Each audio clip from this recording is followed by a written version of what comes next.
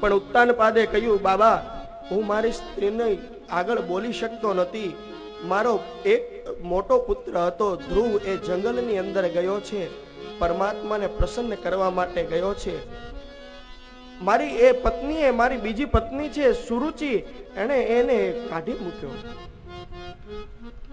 બોલે જંગલની અંદર શું કરતો હશે, શું ખાતો હશે, શું પીતો હશે, મને એની ચિંતા થાય છે. એ જલ્દીથી જલ્દી મારો પુત્ર મને પાછો મળે એવો મને કોઈ રસ્તો બતાવો. પણ એ વખતે જ્યારે નારદજીએ જોયું કે ઉત્તાનપાદ રાજાની આંખની અંદર અશ્રુ હતા, નારદજીના ચરણની અંદર પડી પગ પકડી અને ઉત્તાનપાદ જ્યારે વધારામાં વધારે રડવા લાગ્યો, વધારામાં વધારે જ્યારે આજીજી કરવા લાગ્યો કે પ્રભુ, હે સંત, હે નારદજી, મને એવો રસ્તો બતાવો કે જલ્દીથી જલ્દી મારો પુત્ર મને મળે. અને ત્યારે નારદજીએ રાજાને કહ્યું, રાજન તું ચિંતા ન કર, તારો પુત્ર ધ્રુવ જે ગયો છે ને એ સફળ થશે, એની તપસ્યા સફળ થશે, મારો આશીર્વાદ છે, એને પરમાત્માની પ્રાપ્તિ થશે. પણ એક કામ કર, તારો પુત્ર જલ્દીથી જલ્દી પરમાત્માને પ્રાપ્ત કરી અને ઘરે પાછો આવે એના માટે તું પણ તપસ્યા કર, તું પણ ઉપાસના કર. દરરોજ દૂધ અને ભાત ખાય અને ઓમ નમો ભગવતે વાસુદેવાય આ મંત્રોનો જપ કર. અને રાજા નારદજીના કહ્યા પ્રમાણે એ ઓમ નમો ભગવતે વાસુદેવાય એ દ્વાદશાક્ષર મંત્રનો જપ શરૂ કર્યો છે.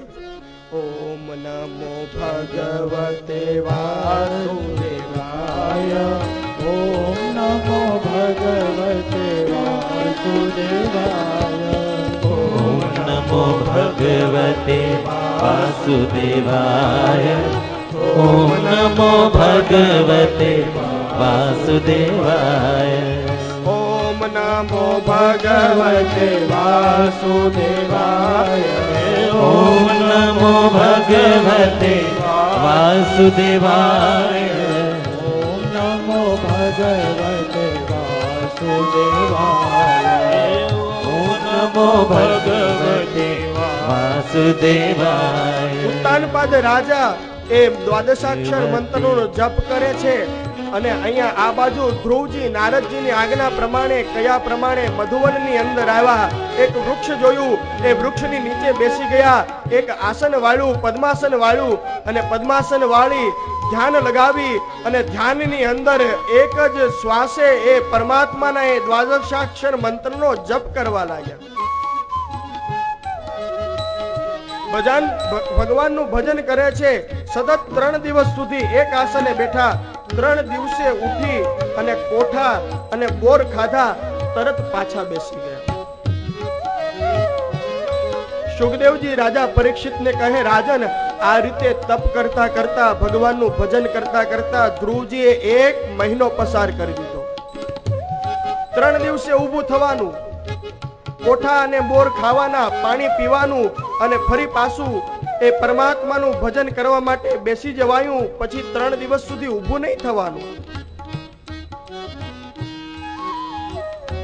બીજા મહિનાની શરૂઆત થઈ. સુખદેવજી વર્ણન કરતા કહે, શરૂઆતની અંદર દર 6 દિવસે આસનેથી ઊભા થતા.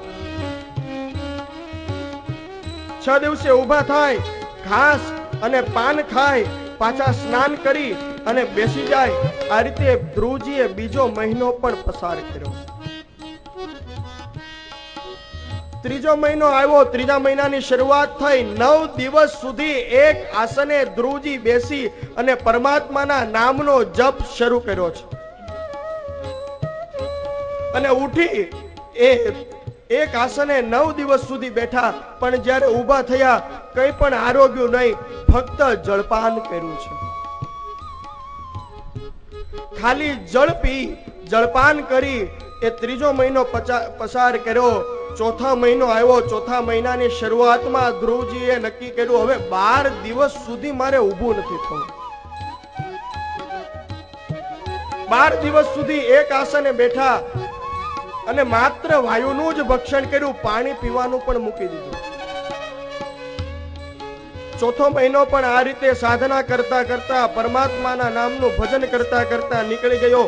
5મા મહિનાની શરૂઆત થઈ, પણ ધ્રુવજીએ શ્વાસને જીત્યો. જય હો. શ્વાસને જીતી લીધો, એક પગે ઉભા રહી, બે હાથ જોડી અને એક જ મંત્રનો જપ કરે છે, ઓમ નમો ભગવતે વાસુદેવાય. પણ આ રીતે 5મો મહિનો પસાર થયો, પણ પછી તો એમણે શબ્દાદી વિષય ઇન્દ્રિયોને જીતી લીધી. 6ઠા મહિનાની શરૂઆત થઈ અને સુખદેવજી અહીંયા રાજા પરીક્ષિતને વર્ણન કરતા કહે, રાજન 6ઠા મહિનાની શરૂઆતની અંદર ધ્રુવજીએ નક્કી કરી લીધું કે હવે તો જ્યારે પરમાત્મા પ્રસન્ન થાય, મને દર્શન આપે, મારી સામે આવીને ઉભો રહે ત્યારે જ ઉભો થાવ, નહીતર ઉભો ન થાવ. અને એક આસને બેસી અને ધ્રુવજી પરમાત્માના એ 12 મંત્ર, ભાગવતનો મહાન મંત્ર, એ મંત્રનો જપ કરે છે. ઓમ નમો ભગવતે વાસુદેવાય. ઓમ નમો ભગવતે વાસુદેવાય. ઓમ નમો ભગવતે વાસુદેવાય. ઓમ નમો ભગવતે વાસુદેવાય. ઓમ નમો ભગવતે વાસુદેવાય. ઓમ નમો ભગવતે વાસુદેવાય. એ વખતે ધ્રુવજીના તેજથી ત્રણે લોક કાપવા લાગ્યા. જેમ નાવની અંદર કોઈ નાની એવી હોડી હોય અને નાની એવી હોડીની અંદર એક મદમસ્ત હાથી સવાર થાય, એક નાની નૌકાની અંદર કોઈ મદમસ્ત હાથી સવાર થાય અને પછી સુખદેવજી કહે, એ નાવની જે પરિસ્થિતિ થાય, જે દશા થાય, એ નાવની એવી દશા પૃથ્વીની થઈ. ધ્રુવજીના તપનું તેજ એટલું તેજ વધ્યું કે એ તેજને આ ધરા સહન ન કરી શકી, ધરા ડોલવા લાગી.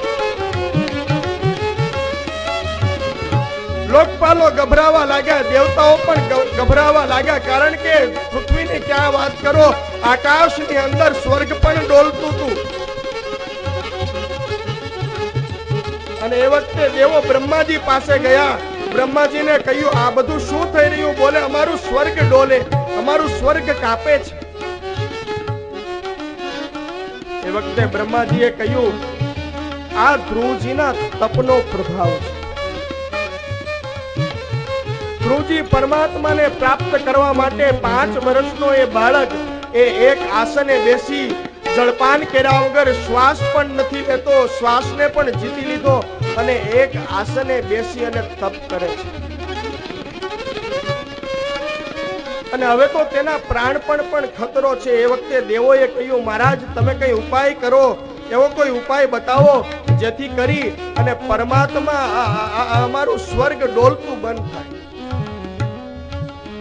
અને વખતે બ્રહ્માજી એ નારદજીની પાસે ગયા. નારદજીને સાથે લઈ, દેવોને સાથે લઈ, ભગવાન શિવને સાથે લઈ અને બ્રહ્માજી એ ભગવાનની પાસે ગયા છે. બધા જ દેવો બ્રહ્માજીની પાસે આવ્યા. બ્રહ્માજી બધા જ ભગવાન નારાયણની ક્ષીરસાગરની ત્યાં ગયા, પરમાત્માને વંદન કર્યા.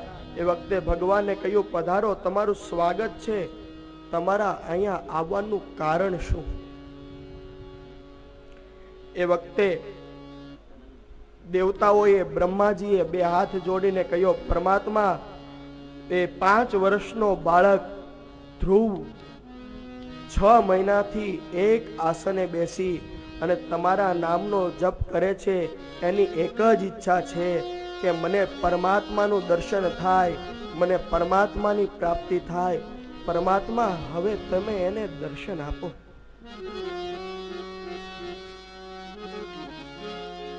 પરમાત્મા, હવે તમે એને દર્શન આપો. પણ એ વખતે ભગવાને બ્રહ્માજીને કહ્યું કે મારે ધ્રુવને દર્શન આપવું જ નથી. બોલે, મારે ધ્રુવને દર્શન દેવા જવું નથી. અને એ વખતે જ્યારે દેવોને થયું, દેવોની આંખમાં પણ આંસુ આવી ગયા. રડતા રડતા કહ્યું, પરમાત્મા, એક 5 વર્ષનો બાળક સતત 6 મહિનાથી તમારું ભજન કરે, એક આસને બેસી અને તમારા નામનો જપ કરે છે, તમને દયા નથી આવતી? અને એ વખતે પરમાત્માએ જ્યારે દેવતાઓ વધારામાં વધારે ભગવાનને કહેવા લાગ્યા, વધારામાં વધારે જ્યારે આજજી કરવા લાગ્યા, ત્યારે ભગવાને કહ્યું કે હું ધ્રુવજીને દર્શન દેવા જવાનો જ નથી, અને મારે દર્શન આપવું કે ન આપવું એ અમારો ભક્તનો અને ભગવાનનો મામલો છે, અને અમારા ભક્તના અને ભગવાનના એ મામલાની વચ્ચે બોલવા વાળા તમે કોણ? પણ એ વખતે બધાની આંખની અંદર અશ્રુઓ હતા. સંતો વર્ણન કરતા કહે, પરમાત્મા ભગવાન જ્યારે કોઈ ભક્તની પરીક્ષા લેવાનું નક્કી કરે ને, તો એની પરીક્ષામાંથી પાસ થવું બહુ મુશ્કેલ છે. વખતે બધી જ આ સંસારની તમામ પરીક્ષાઓ છે, એ બધી પરીક્ષામાંથી પાસ થઈ શકાય. આપણો બાળક એ સ્કૂલની અંદર ભણતો હોય, એકાદ પરીક્ષામાં નાપાસ થયો હોય તો થોડું લાગવગ કરી અને લાગવગ દ્વારા એ પોતાના એ બાળકને તમે પાસ કરાવી શકો, બીજા ધોરણની અંદર તમે બેસાડી શકો. પણ જ્યારે પરમાત્મા પરીક્ષા કરે ત્યારે પરમાત્માની પરીક્ષામાંથી પાસ થવું બહુ મુશ્કેલ છે.